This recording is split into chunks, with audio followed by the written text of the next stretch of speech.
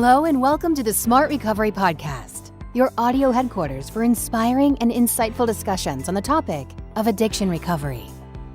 What you'll hear with us will be self-empowering, science-based, and stigma-free. We believe you have the power within yourself to make changes that will move you toward a more satisfying life. And we hope these messages and interviews with leading addiction experts and advocates will help you believe that too. Remember that the purpose of this podcast is to educate and inform. It is not a substitute for medical care from a doctor or other qualified medical professionals. Before making any changes in your treatment plan, please discuss your thoughts with your medical provider. Welcome to the Smart Recovery Podcast. My name is Luke Frazier. Today on the podcast, for the holidays, it's true that not only substance use can be a problem, but also other kinds of addictions as well. These might include gambling, other negative behaviors, overspending, or food addiction. And today on the program, we're going to talk to Stacey McKeever. She is someone who attends Smart Recovery meetings in California. And I'll allow you to introduce yourself, Stacey. Welcome to the program. Hi, Luke. Nice to be here. Very interesting. If you can tell me, Stacey, to start out, a little bit of your professional, personal background. I guess that it would include the story of your descent into problematic behaviors, into food addiction, if you're willing. Sure. I am a librarian. I have an actual librarian degree. I have a master's in library and information science from UCLA. I've been a librarian probably all of my life, but professionally, career-wise, for the past 25 years or so. What do you mean a librarian all of your life before professional? Because that's intriguing. You just love books? It's not so much about books, but it's about information. It's about doing research. I loved research in college. And so when I would be procrastinating from doing my actual work, I would start going down rabbit holes about doing searches. Okay. And just sort of the cataloging of things and stuff like that. Oh, that's very interesting. Well, continue, please. I didn't mean to interrupt, but that caught my ear about a librarian, even without a degree. Oh, yeah. So my start with this, I've been on a diet. I was put on a diet when I was 8 years old, and that was diet pills. And it was prescribed by the doctor. My mom was a little hesitant, but she tried because clearly I was gaining weight more than they thought I should be. And it's progressed to being, I use food to cope with feelings, whether they're good feelings, bad feelings, upset, anger, feelings of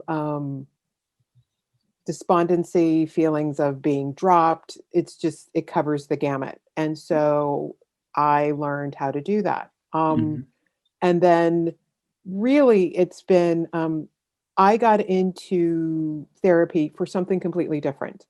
And then it turned out, no, it wasn't. I got in because I was trying to take care of one feeling. And as we started unpeeling and unpacking everything, it came to the bedrock of the fact that I have a food addiction with a side of clutter. And basically it's about my inability to feel space and to take up my space. So instead of doing it verbally and having boundaries verbally, I did it physically. And at one point I was almost as round as I was tall. Okay. So that's how it got started. Yeah, well, that's let me go back to being 8 years old and being put on diet pills. I myself know some individuals whose family really came down on them for what they perceived to be excess weight. And I know one woman who was sent to a quote unquote fat camp in the summer. So there was a lot of that, I think, that went on that doesn't get talked about a lot. But what was your reaction as an 8-year-old when you were put on diet pills? Well, I don't have a huge memory of it. my memory of it is it was awful. And like, there was a prescribed diet, and I remember the tomato juice, which I hated. And it was a struggle, and it was a struggle for my mom as well, because she was trying to do what she thought was right. And spoken to her about it later, many years later, and she was like, yeah, I wasn't really, she there was something about it that just didn't jive with her. But because my mom is a nurse, and at that time it was what the doctor says goes, and my mom was Hmm. trying to do what, was trying to help her child. Ultimately, it didn't. I don't know how long I was on them for. I and when I say I don't have a memory, I really don't Hmm. have a memory, because I think I probably like blocked that out. Um, and so over the course of the lifetime, I was in a household where we always were on diets of some sort. And it wasn't just me, it was the entire household. And so I come from a family where we have struggles with food. Hmm. And so, we do okay for a while, and then it would fall off. So my mom has been on diets. And like I said, my entire household have been on diets. And we were a household of women. So it was my mom, she was a single parent, my younger sister, and then my godmother and her daughter. So it was five women. And so we all struggled with food. Hmm. And it really wasn't talked about in terms of, you shouldn't be eating that, or there was no real shaming. But everybody in my family, I mean, like, we are hearty eaters. And even though I was gaining weight, I come from a family on my mom's side, particularly, where we carry it well. Hmm. And that's not necessarily a good thing, but we do carry it well. And so, for example, I mean, like, currently I have lost a lot of weight, and everyone who sees me thinks, "Oh, you don't need to lose anymore." Even though I know with the number, it's like, "No, I still need to go down further." But we just happened to be a family that carried it, and it Hmm. was with my grandmother. So it was talked about, but it talked around. So, and, I love my mother to death, and I know she just tried to do her best, but it was just, Yeah, so. I I think there's an aspect of social norms. There's an aspect of appearance and the definitions of uh, outward beauty. Um, but I certainly can relate to my family was rife with alcohol and drug abuse. And similar to what you said, it didn't get talked about. It was ignored until it couldn't be ignored any longer, whether that was, my brother being arrested or any number of things. But I can recall my father actually saying to me, and this would be after my mom was completely intoxicated and screaming and doing all kinds of really, aggressive things. My father saying to me, "Oh, that's not your mom. That's not how your mom is." Well, as a kid, I experienced that exact thing. That's how it was for me. So that's kind of crazy making when you think about, you're experiencing one thing, yet you're being told it's not the case. And it sounds, go ahead. No, go ahead. Well, it just sounds like you yourself experienced the real dichotomy or contradiction in between, what was said versus kind of what really was. Yeah, that's true. And also with my family background, we learned, well, we had to. I mean, like, obviously, as an African American woman, there are certain things that we learned that we just would get through. So like, you didn't ruminate, you didn't really like, it was something to overcome. And so there were things that we just didn't talk about. I mean, and so it could be talked about amongst the family, but it was not really engaged with. Hmm. And so for me, and it's taken many years, and even now I still struggle with it, you know, like my head and my body are one. Like I Hmm. can't run around without my head on top Hmm. of my body. But for a long time, especially during the height of my abuse of food, and that I don't want it to I still abuse food, and it's still a big struggle because, you know, unlike drinking or unlike narcotics or pills, you don't truly need those to survive. Like with food, it's like I can't not eat. Right. And that's Right. another whole thing as in its own right. So, it's the understanding about how it's being used that's the struggle for me. But, we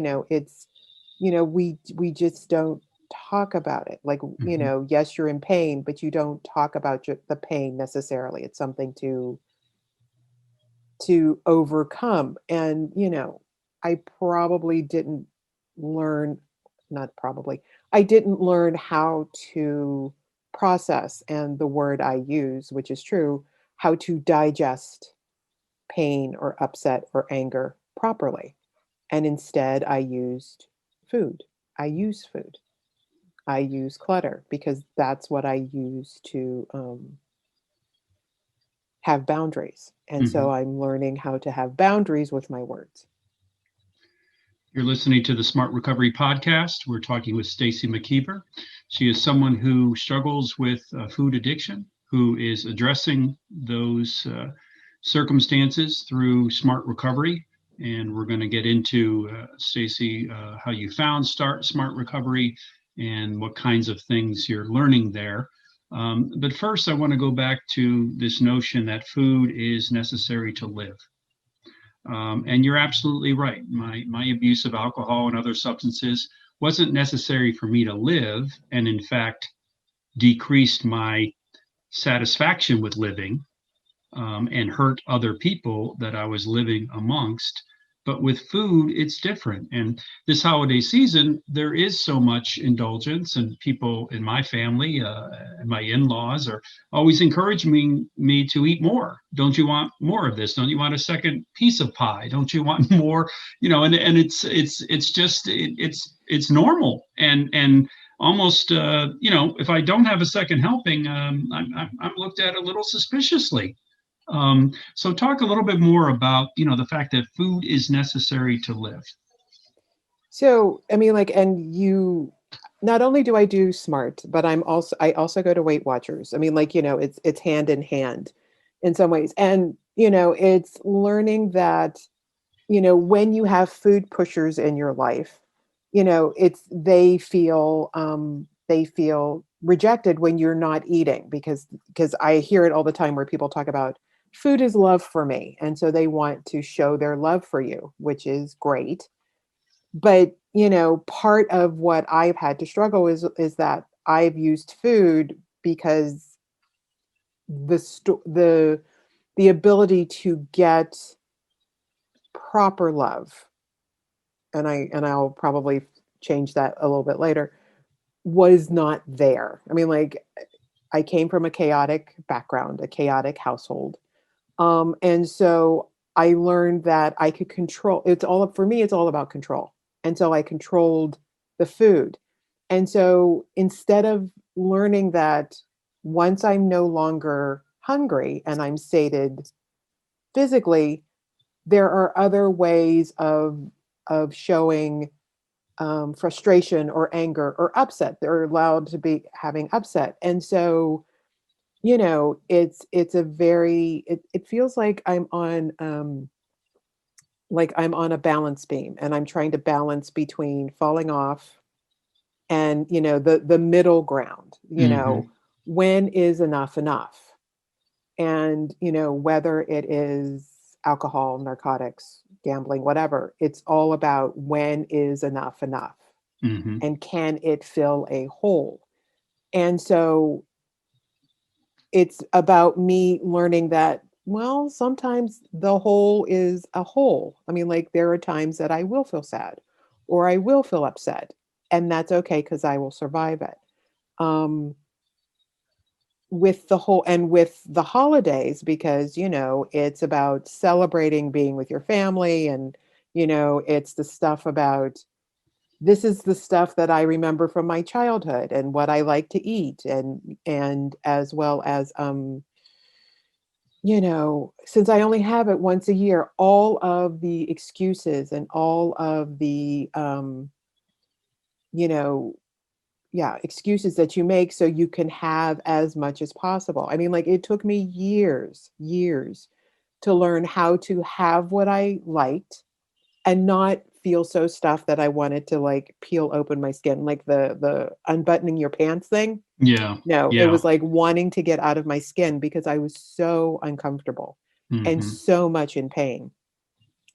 And so it's, like even for this year, like clearly because COVID much, I won't be able to get with family. And so planning a meal and what's that going to look like, and understanding that I'm going to feel sad and lonely because I can't get with the people who I normally get with.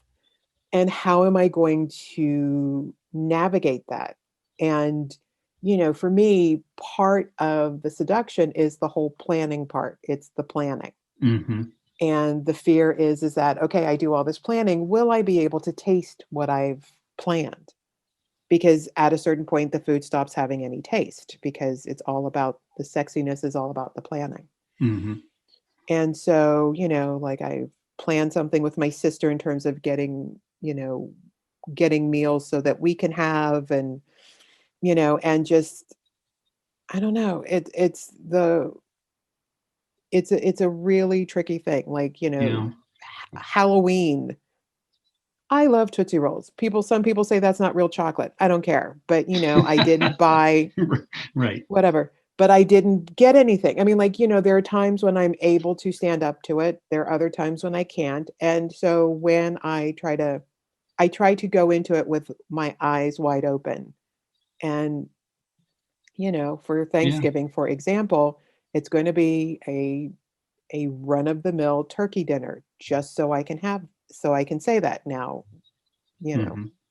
Well, that's I love the metaphor about a balance, seesaw, or exactly how you said it, but A balance beam. yeah, the balance beam of staying on your feet and not falling off either end. Really, I mean, I guess the opposite of abusing food or eating too much food would be starving yourself, and that's not going to be a good thing, to say the least. Um, so the balance, though, I think smart recovery is really something where the 4-point program tells us that we are striving for a balanced and healthy lifestyle. Um, what did you find, or how did you find SMART, and how did you initially react to going to those meetings? So I found smart. My therapist suggested it because for a while I had been going to Overeaters Anonymous, and I didn't want to be there, didn't want to be touched, didn't just it was the whole. I I got to the point where I realized that my issue was food wasn't because there was there wasn't a spiritual hole in my life. Like I knew that. And so it was suggested, and we talked about me going, and so I went, and I go into it always as sort of like a deer caught in headlights because I was so freaked out about even admitting to the fact that I had an addiction, and even sometimes it's still hard for me to like sit with that and to own that part. And so I went in, and I know I was very quiet. What I found was the fact that it felt less there wasn't as much, you're a horrible person. If you slip, you have to go back to to step one. Hmm. There was more of a there was more of a feeling of this is what happens Hmm. in addiction. So you had been talking about the idea of smart meetings versus Overeaters Anonymous and some of the initial things that were different for you and more valuable.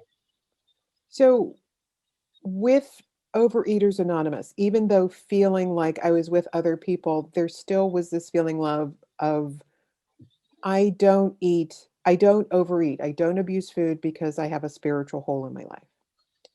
And with SMART, there was more of a teaching people how to hold on to the dichotomy of, yes, I was able to stand up to a feeling of, I was able to stand up to wanting to abuse food, and yet, damn it, I still did the next day.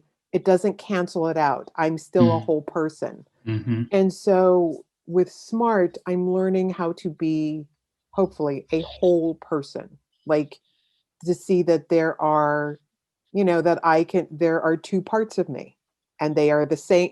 I'm one person that has all these different facets, as the person who I go see, she says.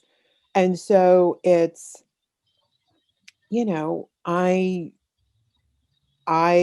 can have feelings, and Mm-hmm. I won't be murdered by them. They won't Mm. kill me. I mean, and that's part of it. It's like I can survive speaking up for myself. I can survive making boundaries. And if someone is upset about it, I can survive that too, because it's all about learning how to take care of my side of the street Right.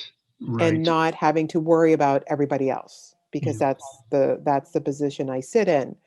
And so but that doesn't mean that I'm careless and heartless. It just means that, you know, you, Luke, have to take care of how you're feeling. I have to take care of how I'm feeling, and however we meet in the middle of that. Yeah. So that's what I see, you know, about the benefits of SMART. And, and Ted says this all the time about, all of these not ideas, but these tools can be used for non-addictive behaviors. Mm. And That they have so, a value. They have an intrinsic value for yeah, just living life as a human being. exactly. Exactly. Yeah. This is the Smart Recovery Podcast. We're talking with Stacey McKeever. She is someone who's quite articulately talking about her struggles with food and some of the ways that she's been helped by programs like Weight Watchers and Smart Recovery, and where she has landed in terms of this self knowledge, this ability to apply tools in your life and manage to continue living a positive and healthy life. Stacey, what do you find most valuable about smart meetings? What I find, other than the camaraderie, like, I'm a part of a core group of people that we meet every week. I do miss being in person, you know, but also just it allows, there are times when I'm able to bring in what has happened during the day or the week, and it helps me get perspective as well. Mm-hmm. Um, and there are times when I call them flashbacks, but something will be happening and I will have a flashback to a smart recovery meeting or a discussion about tools, and I'm like, oh, oh, Yeah. okay. The aha So moments. Yeah. yeah, so that's what I like about it. And it gives me and also it gives me another sense of having structure. Like it helps with structure, because I'm horrible at not having structure. It's awful. And so it helps me have structure in my life. Yeah. To go back for just a moment, you mentioned this, when other programs, be they 12-step, would talk about a slip and going back to square one or going back to step one. Bill Greer, the president of the Smart Recovery's board, talks about the fact that, if you were driving from Baltimore to New York City and somewhere near Delaware, you got a flat tire, you wouldn't change your tire and then drive back to Baltimore and start again. You would simply be where you are, change your tire, and continue driving to New York. And I think that's a real plus for Smart Recovery. I am familiar with 12-step programs, and that's something that I think really can discourage people and even drive them out of recovery when it's put like, you need to start over, you haven't done anything worthwhile. And that can be crushing for some people. So your discussion of how it happens and you're still a whole person, or you still have both sides of your person, despite having in binging or having eating more than you want to. Is that some advice you would give to people, or what advice would you give to people who, have fallen off the beam and want to get back on it? It's funny because right now that's what I'm struggling with, because I've had a couple of binges this week. And one of the things truly is the fact of is that it's about seeing where you are in reality. And that's key. It's like, because you're seeing what's happening in real time, in reality, what's happening to you right now, that does not negate everything else that you've done. Mm-hmm. So, and I say this as someone who really can have a very hard time with reality. Like, I like, because I am so entrenched in wanting to see what I want to present, a better outside than what's going on inside. And Mm-hmm. so it's part of it is me becoming comfortable with that yucky inside of mine. Now, with that said, I mean, I've been really I've struggled over my lifetime with my weight. For the past 14 years, it has been a dedicated um, march towards losing weight. And so it was, I don't know, like in September, October, something like that, maybe August, where it dawned on me that over the past 14 years, I have lost 100 pounds, over 100 pounds. Mm-hmm. And I've kept it off.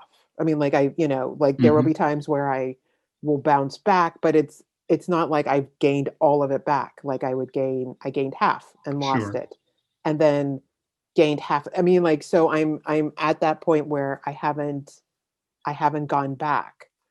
And so it's just like you said, I mean, each time I would start where I was and continue on. So I mean, like, the only thing I can say is part of it is having grace with yourself, as well as putting into place structures and hopefully systems, whether they be human systems or whatever, to help keep you contained. Mm. And for me, for me, the containment is what helps. Sometimes it's a bloodbath and it doesn't look pretty, but also I'm able to come out of it and see, like, okay, I get it. Mm. So Okay. what does that have to do with this idea of acceptance? You've talked about those parts of yourself that maybe aren't as flattering or as positive as other parts, but is part of it acceptance, Stacey, of all aspects of yourself? Yes. I mean, and that's what I'm working on right now, like, to accept all parts of myself. I'm not I was having a conversation and I said that, I felt that I was magnanimous. And the response was like, really? do you, do you really Okay. think, do you Okay. really think you're that magnanimous? And so when I really had to, I'm definitely a vocabulary girl and I'm a semantics girl. And so that's how I saw myself, but that's not true because I'm also very passive aggressive. I can be very sarcastic. I can, and both of those are me, but because I do a lot to keep the bad parts out, they come through anyway and they come Mm, through with a vengeance. And that's also part of why I eat because, I don't like I don't have to go around to everybody and go, you suck and I hate you and that's a horrible dress you're wearing. Oh God, those shoes. Like no, because obviously we have a persona that, going into psychology, there is a persona that we have outside that, hmm. we do because we have to function in a society, but being able to say to myself, man, I just don't like them and okay fine, I don't like them and it's okay for me not to like them. I have Right. to work with them, but I don't have to like them or anything like that. Or it's okay to be angry at family or friends or Hmm. Hmm. it's not all about making sure everything is perfect because I'm not perfect and no one else is. Right. And you can have those feelings and maintain a boundary that says, I'm not going to tell that person they're wearing an ugly dress. What's the point of that? I can have that thought, that feeling, but I can also have a boundary like you've talked about before. But speaking of that outside society, what kind of role does the whole emphasis on beauty being, although this has been changing, but beauty having, been conceived as very thin, very, just a size 4 or whatever it is. Although that is changing. I mean, do you find it? Let me ask it this way: do you find it changing, or how much is it still a remnant of that? The thin is beautiful. Well, it's changing, but there are remnants. Um, and really it is still harmful because instead of it being you need to be healthy, it's this, because I remember there would be times when I would have these fantasies of like when I lose weight and I also realized that one day when I finally like really looked at the thought or the fantasy I was having, not only was I thin, but I was also a completely like my bone structure was different. Mm, Like my bone structure was different. It was completely impossible for me to become the mental bubble that I was having. yeah. So talk about a lack of reality that we Yeah. fall into. Yeah. Yeah. And so, I come from a family, what they used to say, big boned. But like my frame, I have a larger frame. I'm, 5'6". I have broad shoulders because I get them from my dad. There's all these different pieces. But with my being able to lose weight and stuff, I am smaller. I'm just, not this like little rail thin bird type. And I Hmm. don't even know if I would want to be Hmm. that like rail because I also have strength. I also have I can feel grounded. Like when I work out and do exercise and all that stuff, I can feel grounded and strong. Hmm. And so, it's a back and forth, with beauty and what does that look like and it still has a long way to go. Yeah, I would definitely agree with that, Stacey. I think that, as we develop as people in society, there are those who are further along with acceptance and, taking people as they are, and those that aren't. And that's just, I think it's going to be that way. Hopefully, the scales tip in terms of people who are accepting and loving and aren't worried about someone's outsides as much. Yeah. Um, Anything else, Stacey, you want to offer others as far as how their journey might be going, how your journey could help them in some way, some experiences that you've had? For me, learning that it's a journey has been huge. And so in some ways that helps. It helps with taking some of the pressure off, but then it puts more pressure on me. It's crazy. But it's for others, all I can say is for their recovery journey, it's about them. So whatever their recovery journey is, that's what it is for them. Like I've had conversations or talking to other friends where they will say things like, "You're going to help me keep on track." And in my head, I'm like, "No, I'm not." Because there are times when I can barely keep myself on track. So it's like, I feel uncomfortable with that because, because then there feels like this, it's some sort of pressure to make sure that they do what they're supposed to do. It's like, I can barely do what I'm supposed to do. I can't worry about you too. And so for anyone who's like, I would strongly suggest, if anyone wants to get into recovery, to go to a SMART recovery meeting, because I personally feel it feels more inclusive and it's more welcoming. If they don't, okay. As they always say, in 12-step, take what works for you and leave the rest. Though I think it's a little bit easier said than done in those rooms versus SMART. SMART definitely supports having multiple not arms, but multiple avenues of support. Yeah, we say pathways to recovery. Pathways. Thank you. Yeah.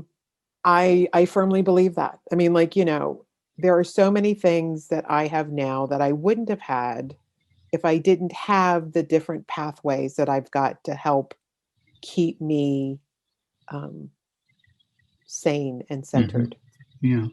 But isn't it, you're talking about support and someone trying to put you in a position of holding them accountable, but there's ways of supporting others without accepting that burden.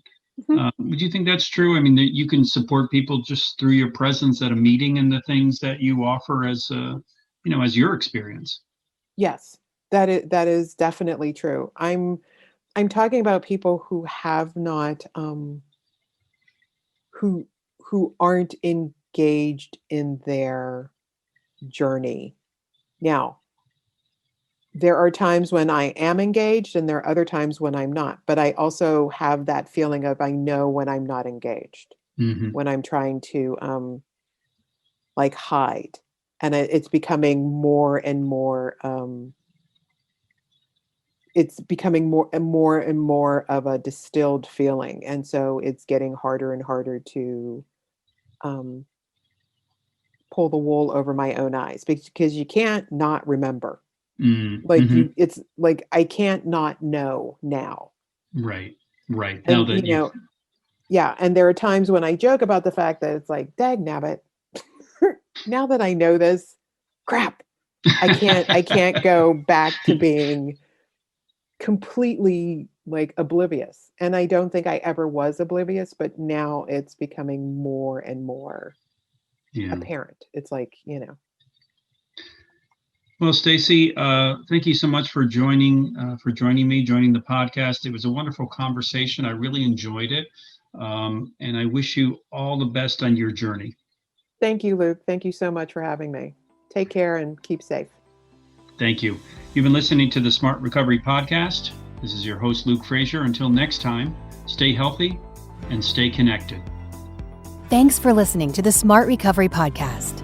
If you found today's episode helpful and inspiring, we encourage you to share it with someone who might need to hear its messages. If you or someone you know needs addiction-related help, we encourage you to visit smartrecovery.org to find a wealth of digital resources, practical tools, and social supports meant to help you and your loved ones on their recovery journey. While there, you can search for a local SMART meeting near you. Or join our online community to find 24/7 access to recovery help through regular online meetings and helpful message boards and forums. All of our meetings and online community resources are completely free of charge. Be sure to connect with us online to get more helpful addiction-related resources. Visit our website at smartrecovery.org, where you can search for local meetings, join our online community, subscribe to our e-newsletter, and find regular blogs, videos, podcasts, and more. You can also help us to spread our self-empowering, science-based messages to more people who need to hear from them in important ways. First, get trained on the Smart Recovery Program. If you are a licensed healthcare provider and could benefit from using Smart Recovery in your professional work, or if you are someone who would like to volunteer and lead Smart Recovery meetings in your community, please check out our training and volunteer opportunities at www.smartrecovery.org/training. Second, donate to support our work. Smart Recovery is a nonprofit that runs on the donations from generous supporters who understand the need for recovery-related support. If you would like to help us reach more people, consider donating to Smart Recovery at smartrecovery.org/donate. We'd like to thank US World Meds for their generous support of this episode. We'll see you next time on the next episode of the Smart Recovery Podcast.